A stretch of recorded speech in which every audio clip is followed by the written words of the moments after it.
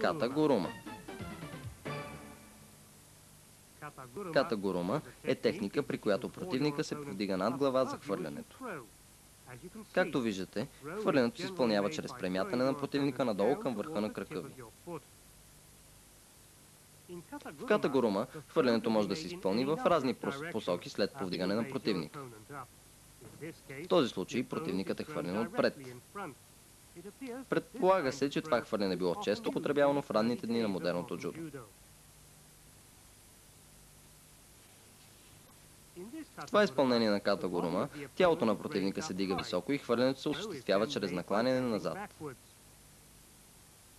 Въпреки че посоката на хвърляне е разнообразна, всяко едно изпълнение се счита за катагурума.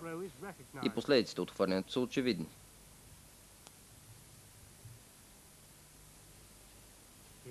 В този случай влизането в противника се осъществява с едното коляно опряно в пода.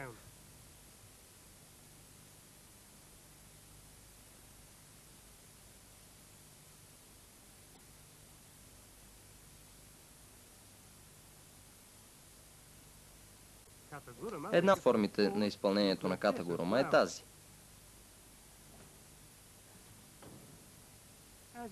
Както и в морото гари, противникът се вдига нагоре, държейки двата му крака, след което чрез наклон назад се изхвърля.